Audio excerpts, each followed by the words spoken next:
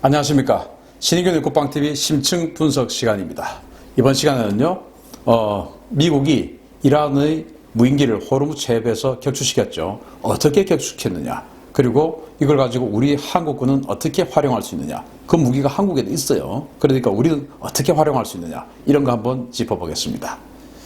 자, 이란 무인기 격추시킨 미국의 첨단 무기, 한국에도 있다라는 내용입니다. 한국에 있어요. 우리도 하면 됩니다. 자, 미국이 호르무즈 해협에서 이란 무인기를 격추했습니다.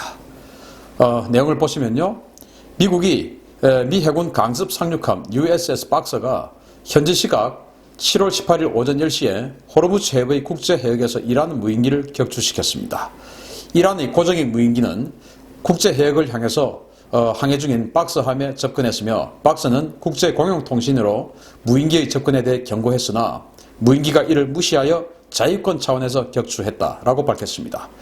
이란 무인기는 박서함에 약 1000야드까지 접근했으며, 미 해군과 해병대는 이 무인기가 외부에 무장을 탑재했는지 확인하지 못했지만, 이러한 무인기는 무장이 없어도 박서의 작전을 방해하거나 위협을 가하기 충분하다라는 이유였습니다. 당초 이 요격은 CIWS, 즉 근접 방어 무기나 함대공 미사일로 이루어졌을 가능성이 관측됐으나, 미 해군과 해병대는 인접 선박들의 안전을 고려해서 하드킬 수단 대신 소프트킬 수단을 이용해서 이란 무인기를 격추한 것으로 알려졌습니다. 이렇게 이제 7월 19일 날 더 드라이브가 보도했습니다. 이것들을 이제 우리 언론들이 다 받았었죠. 그래서 호르무즈 해협에서 지금 미국과 이란이 첨예하게 지금 갈등을 하고 있는데, 핵 협의의 파기 때문에 그렇죠. 여기에서 미국의 글로벌 호크가 이란에게 격추됐습니다. 그런데 물론 글로벌 호크하고 비교도 할 수 없는 소형 무인기였으나 어쨌든 미국도 이란의 무인기를 이제 격추를 한 겁니다. 그러면 어떻게 해서 그 격추를 했는지, 또 박스는 뭔지 한번 알아보도록 하겠습니다. 자, 이란 무인기를 격추한 박스함은 바로 이 배입니다. 사진에 있는 이 배고요. 박스함에서 이륙한 슈퍼코브라 공격 헬기죠. 자, USS 박서, 바로 강습 상륙함인데요. 와스프급 강습 상륙함 중에서 4번 함입니다. 만재 배수량은 41,000톤급의 선체, 42대의 항공기, 그리고 1000여 명의 해병대를 탑승시킬 수 있는 능력을 보유하고 있습니다. 지난 6월부로 키어사지 전단과 교대해서 제5함대에 배속되었으며, 현재 제11 해병원정대를 태우고 호르무즈 해협에서 작전 중에 있습니다. 지금 이 배는 텅 빈 배가 아니고 해병원정대가 탑승을 하고 있어요. 우리 여기 이제 동북아시아의 7함대 지역에도 제3 해병원정군이 있고, 거기에 해병원정대가 또 따로 있지 않습니까? 전초부대죠. 이 전초부대를 탑승시키고 지금 작전하고 있으니까, 이 배가 무서운 것은 언제든지 해병대를 상륙시킬 수 있는 그런 능력을 가지고 있다라고 할 수 있기 때문에, 미 지상군이 바로 지금 이란으로 들어갈 수 있는 준비는 이미 이 배가 지금 다 갖추고 있는 거예요. 여기에 이란의 무인기가 접근을 한 겁니다. 그런데 이 이란의 무인기를 접근을 할 때 이 박스에는 이러이러한 무기들이 장비가 되어 있습니다. 이런 무기들로 그 무인기를 격추시킬 수가 있었습니다. 어떤 무기인가 하면은 시스페로 미사일입니다. 이 시스페로는 최대 사정거리가 19km고요. 최소 사정거리는 1.5km입니다. 그러니까 이 무인기는 그 1000야드까지 접근했다라니까 한 900m 정도, 910m 정도까지 접근을 한 거죠. 그러니까 최소 사정거리는 넘었어요. 그래서 1000야드까지 접근하기 전에는 시스페로로 때릴 수 있었지만, 이미 최소 사정거리를 안으로 접근해 들어왔기 때문에 이제 시스페로는 사용을 할 수가 없었습니다. 그럼 그 다음에 가지고 있는 무기가 뭐냐? 바로 이 램입니다. 이 램인데, 램은 이 발사기 하나에 미사일이 21발이 들어있습니다. 최대 사정거리가 9km, 그리고 최소 사정거리는 500m니까 이 램으로 충분히 격추시킬 수가 있었죠. 참고로 이 시스페로와 램, 그리고 여기 나오는 펠링스 전부 우리 해군이 가지고 있어요. 시스페로는 우리 해군이 세 척의 군함에 시스페로를 장착을 하고 있는데, 바로 KDX-1급 구축함입니다. 광개토 대왕함, 을지문덕함, 양만추남, 이 세 척이 이 시스페로를 장착을 하고 있고, 그리고 이 램은 KDX-2급 구축함부터 이 램을 가지고 있습니다. 충무공 이순신함, 문무대왕함, 나가서 최영함까지, 그리고 독도함, 그리고 우리 세종대왕함 같은 이지스함들 모두가 다 이 램을 장착을 하고 있어요. 펠링스는 인천급 호위함부터 이 펠링스를 장착을 하고 있습니다. 독도함 그리고 충무공 이순신함 그리고 세종대왕함 같은 이런 구축함들 군함들에는 이 펠링스가 아니고 골키퍼 네덜란드에서 개발한 30mm 골키퍼 시스템으로 이 마지막 최종 요격 체계를 가지고 있는데 그 골키퍼 체계가 네덜란드제고 뭐 이런 유럽자들이 하여튼 후속 군수 지원이 잘 안 돼요.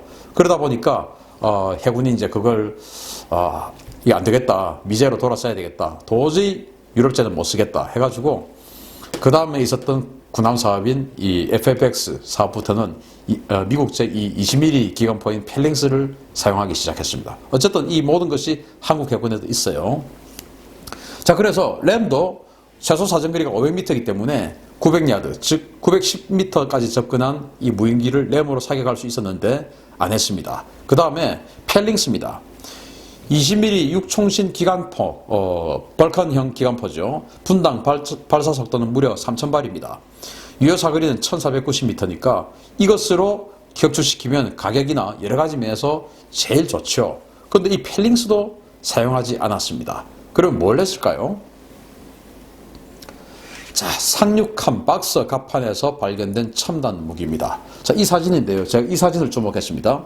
지금 이 사진은 그 사진을 찍은 용도는 아마 이 UH-1Y 이 기동 헬기가 딱 이륙하는 이함하는 이 모습이 좀 멋있어 보이기 때문에 아마 이 UH-1Y를 주인공으로 찍은 사진인 것 같아요. 그런데 그 배경에 지금 이런 사진이 그 장비가 지금 눈에 보입니다.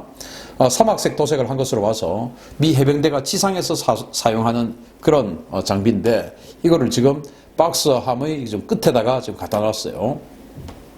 앞에다가 지금 갖다 놨죠. 이 뭔가 트럭, 찝차 같은 데서 같은 그런 모양이에요.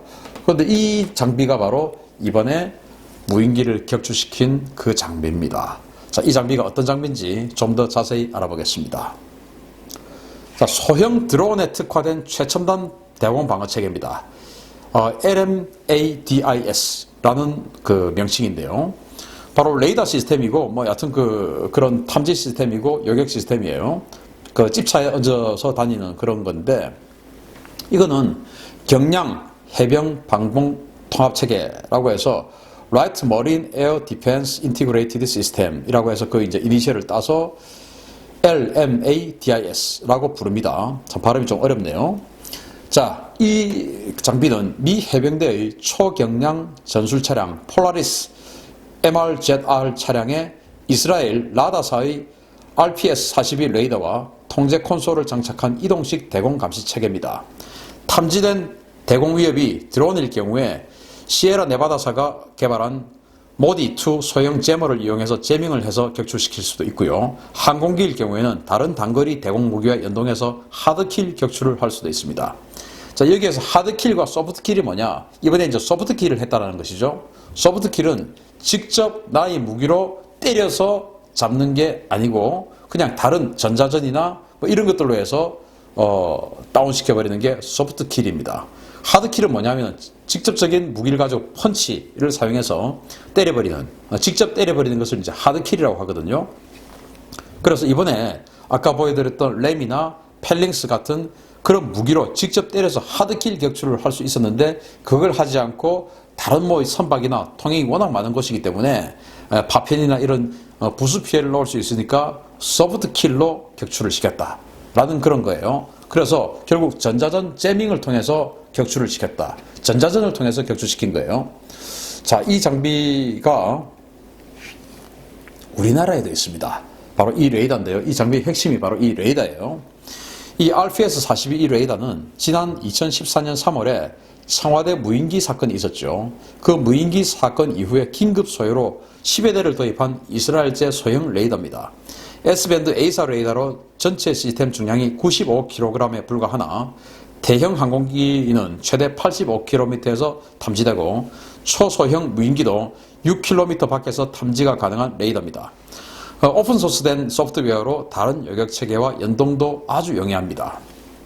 그러니까 이 레이더가 우리 한국군에도 10여 대가 지금 장비가 되어 있어서 수도권 인근에 지금 깔려 있다는 거예요. 왜냐하면 2014년도에 청와대를 촬영하고 돌아가던 북한의 무인기가 파주에 추락했지 않습니까? 그 추락했던 그 무인기를 열어보니까 DSLR 카메라가 있었고 그 DSLR 카메라의 메모리 카드를 분석해보니까 우리 청와대가 찍혀 있는 거예요. 그 청와대 가서 찍고 돌아가다가 이제 추락을 한 겁니다. 그리고 그런 무인기가 백령도에서도 발견됐고 저기 이제 인제에서도 발견됐죠. 그러니까 뭐 북한이 전방위로 이런 무인기를 보내서 우리나라를 이제 촬영해 간 겁니다. 그래서 그때 이거 이래서 되냐 해가지고 사실 이제 레이더라고 하는 것이 파장이 있어가지고 한 2m 정도보다 더 작은 물체는 탐지가 안 돼요. 예를 들어서 우리 그물이 있으면 물고기를 잡으면 그물이 있지 않습니까?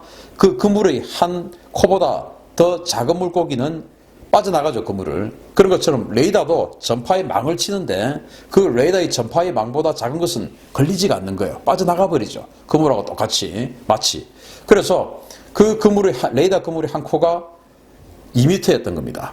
그래서 그것보다 더 작은 코를 가진 초소형 무인기까지 탐지할 수 있는 그런 레이더를 우리가 빨리 도입하자 해서 급하게 도입했던 게 바로 이 이스라엘제 RPS-42였고 이것을 우리는 지금 수도권 서울 인근에 10여 대를 깔아서 지금 서울을 향해서 들어오는 적의 무인기를 탐지하고 있는 것입니다.